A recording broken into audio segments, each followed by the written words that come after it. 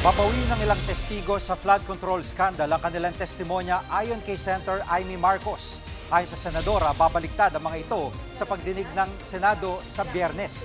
Hindi kinumpirma ni Senator Amy kung kasama rito si Orly Guteza. Ang sabi lang ng senadora, ang testigong babaliktad ay ang mga may pinakamabigat na testimonya. Si Guteza nagpakilalang security aid noon ni dating Congressman Zaldico na umano'y naghatid ng mali-maletang pera sa bahay ni Nako at dating House Speaker Martin Romualdez.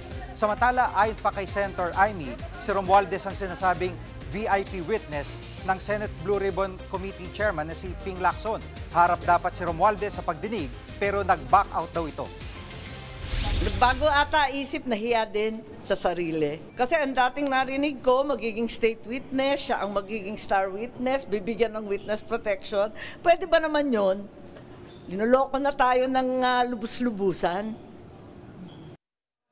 Mga kapatid, Jig Manikad po, pagdating sa mahalagang balita sa loob at labas ng bansa, dapat una sa lahat, mag-follow at mag-subscribe na sa social media pages ng News 5.